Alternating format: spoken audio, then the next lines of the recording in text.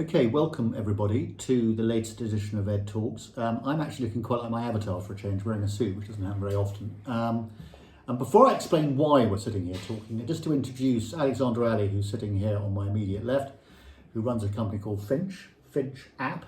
That's correct, Finch, yep. Which we'll explain more in a minute. And Tim, you've met before on one of my podcasts. Tim is the CEO of a company called Pips. They provide what is effectively a data room for the private treaty market. I'm on the edge talking because these are going to be the two important people who are being talked about. And a lot of you will be listening to this anyway, so you won't care where I sit.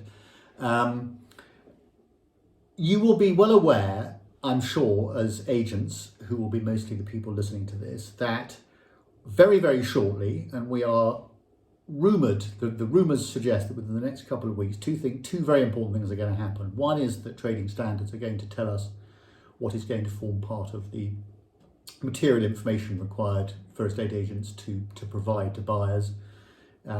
We've had A in the past, which is very simple, price, tenure, EPC type information, but the B and C bits are the most important things, and that's going to be announced shortly. And the other thing that's happening is that the home buying and selling group is going to be giving a directive on how they see the future of this upfront information and how it's produced. And I think it is fair to say that the single most important thing that this is going to produce is not necessarily about what the information is, it's about how that information is going to be communicated to all the parties involved. And those listening or watching this know you've got a seller, a buyer, you've got a buyer solicitor, a seller solicitor, and then you've probably got some mortgage brokers. So there's an awful lot of serious people who need serious information. And at the moment, with property transactions taking, I'm not even going to try and quote what the periods are, it's ridiculous. It's sort of 3 or 4 times as long as it was when I started in this game in 1979. It's madness. This is all designed to speed that up. So that is 2 minutes explaining why we're talking about what we're talking about. I've explained that Pips produce a data room, which is going to be undoubtedly, to my mind, one of the simple, straightforward, agnostic type places people can go to stash information about a transaction. It could be anything from searches right the way through to simple information on white goods and all this sort of thing.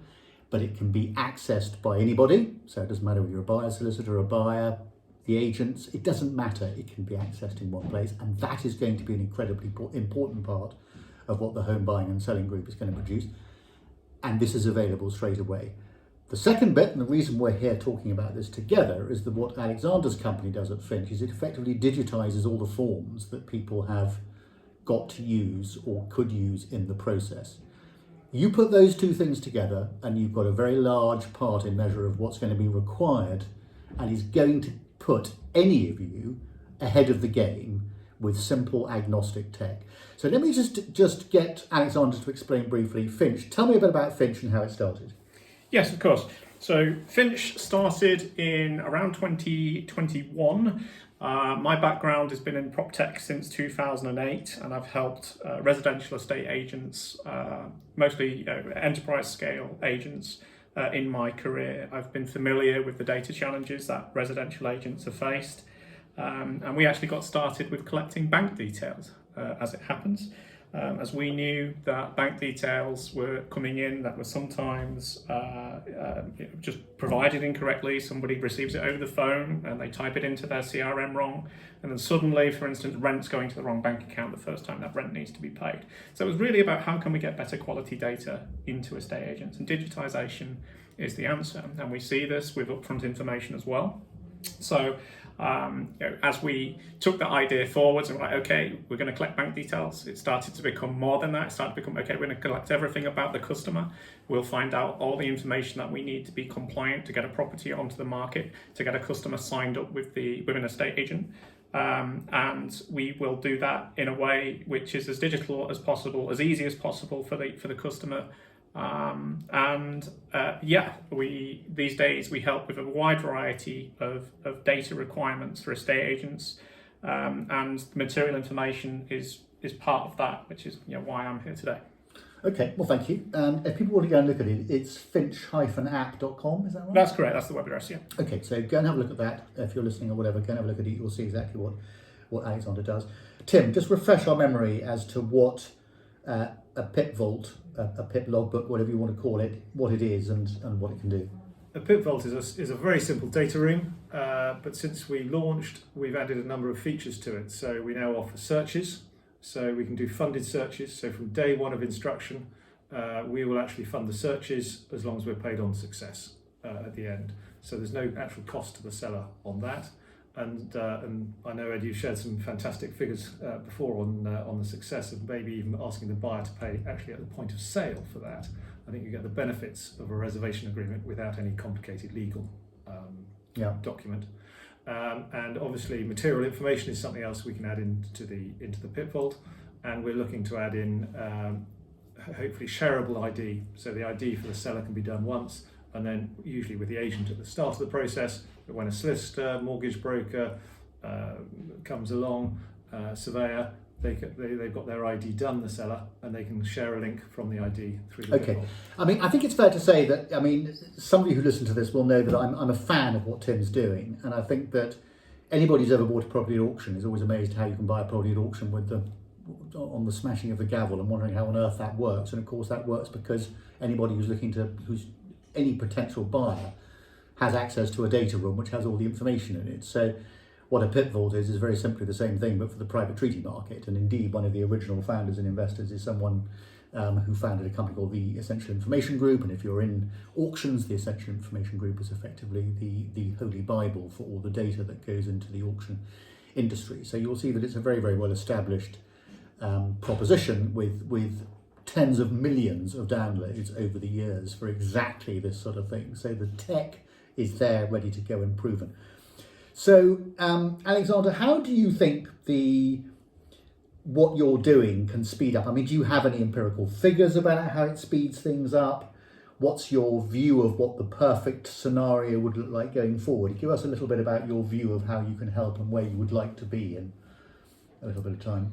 So I think with what we do in terms of collecting information, it's not necessarily about it being faster.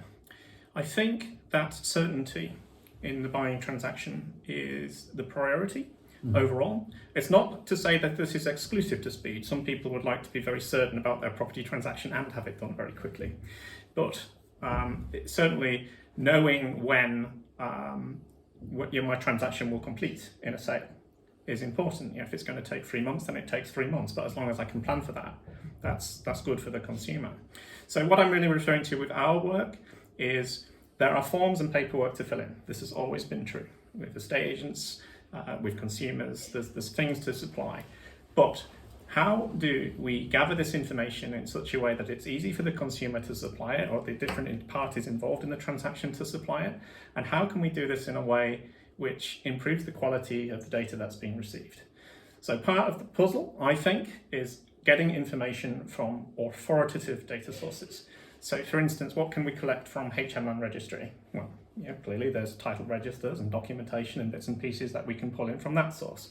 There's information that we can pull in from the EPC register. There's lots of different data sources out there where you can rely on the information that's being received. So Finch's role is really as a sort of data exchange, so to speak. This is collecting information from external sources who know information about my deal or information about my property or information about myself. It's also collecting information directly from these customers. So we'll ask them questions about what it is that their sale, that they are providing information about their property.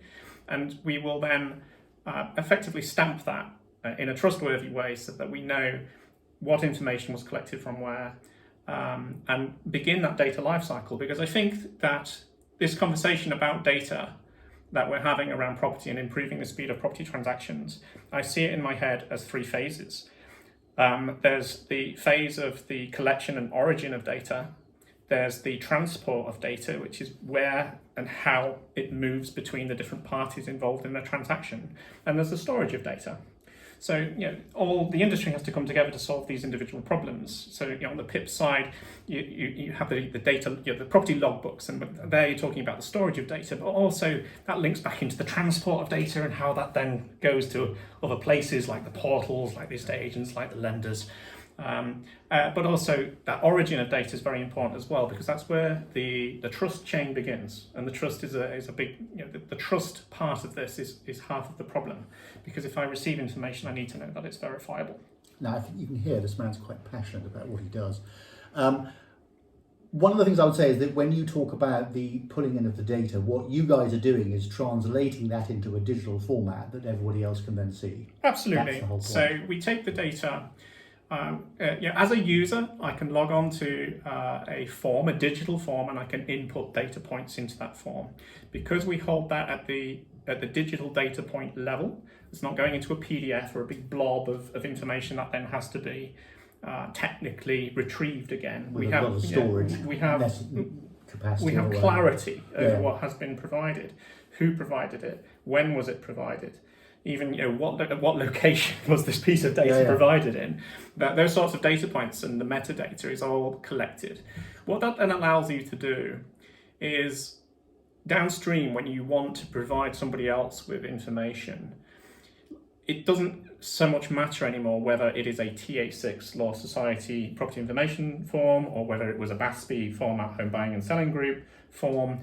You can take those data points and you can output them to the different way that the person on the other end wants to receive it. So if they want to receive the BASPI format information, they can receive that. If they prefer the TA6, they can receive that. If they want to receive machine readable information, you can use something like the Property Trust Data Framework, exchange of information. These data standards are crucial. The data standards are going to be what solves these problems by the industry accepting a standard. So for instance, if you take finance and banking, they use an ISO standard to determine how a payment will be made. That's how all the different banks agree that when I make a payment to Tim, or he makes a payment to me, and we're on different banks, that actually works. I think we need similar things in this industry. Well, I agree. I've been part of the industry forum and previously on the Property Ombudsman board, and I know there is an enormous amount of talking about this at the moment, and certainly the directives that the Home Buying and Selling Group are coming out with, and particularly the announcements on material information, are all very well. And one of the things I've been talking to Tim about in the past is the fact that it's all very well having all this information. And by the way, I think for the first time, what you're saying makes perfect sense. It doesn't matter where the information comes from, you're putting it in a format where people can share it quite easily. And that is what, to me, is simple and makes so much sense. What Tim and I were talking about in the past is the fact that there's lots of information coming up, but where the hell do you store it so everyone can get it?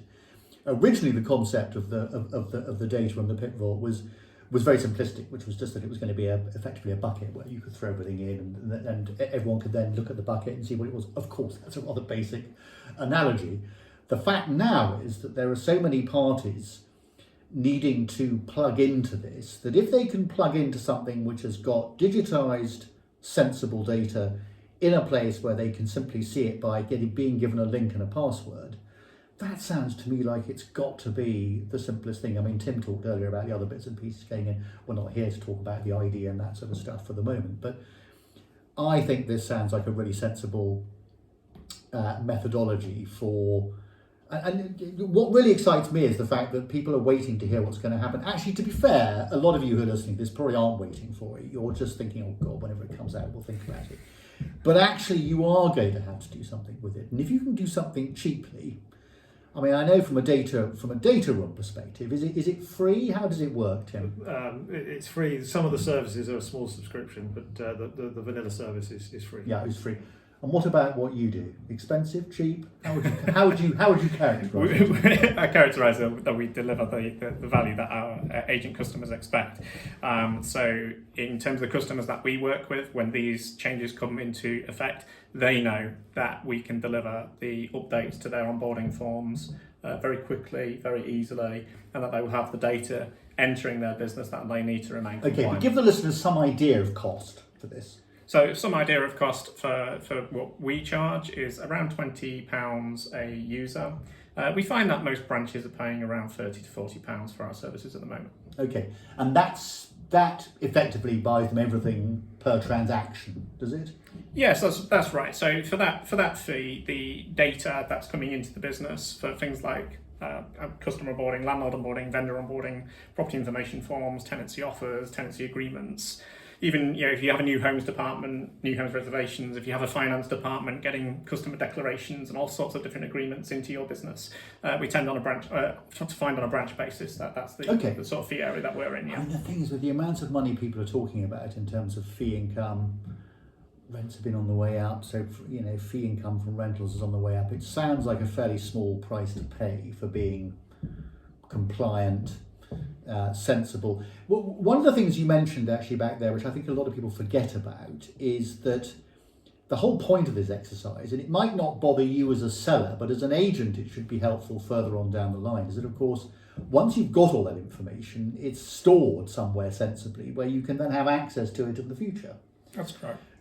Which I know is half the point of a logbook, but I mean, it's what you're talking about being able to provide for a relatively modest sum. I mean, I would have thought that what you've got, you could be producing for a very small annual subscription with everything in it. Absolutely. I think logbooks are seen as the store, but I think with technology as it is nowadays, it's not just a filing cabinet. Sometimes it's a filing cabinet with a link to somewhere else, because actually often you want to be looking at live data. So if I use a council tax as an example, you want to press a button and not see what your council tax was 5 years ago when you bought the place. You want to see what the current payment rate is now. Well, I know what we at Douglas and Gordon used to call the itch cycle. When I first started in 1979, I think everyone moved about every sort of 2 or 3 years. I think now it's about, I've forgotten what the figure is, it's something like 17 years or something horrendous. It's a lot slower, yeah. So you definitely will need to. But of course, a lot of people do move more often than that. And people forget that you pay this money to have all these forms digitised. I say all this money, you pay a relatively modest sum to have it digitised. Then you put it in a logbook, in a data room, logbook, whatever. And it's there for forever. It can just be passed on at nominal cost. So, well, we see a logbook is for a property's life. So you might even start with the original building, if it's a new building drawings, materials, everything else. Yeah. And 3 owners down the line, they might want to do some renovations, or changes, alterations, extensions. They've got the information to tie into. They write down to the building drawings. It's going to make a huge Well, look, I'm very pleased to be able to sit here with these guys and talk about something that is clearly very simple. It's clearly very topical because you're about to hear all the announcements on it, and it is going to be recommended, I think, that certainly these 2 parts, i.e. the ability to have somewhere where everybody can communicate from a central place and to have the information digitised, those are going to be 2 of the most important things. And you can get those both, well, I would hesitate to suggest at the moment you can get them all in one place. I know these 2 guys are talking at the moment, but do go and have a look at piphome.co.uk and finch-app.com. So go and have a look at what these guys are doing. And I really think that actually, if you were to go and look at this as you're reading this, you'd almost be ready to go by the end of the month when these announcements are made. And you can turn around and say, yep, we're good to go. Thanks very much for listening.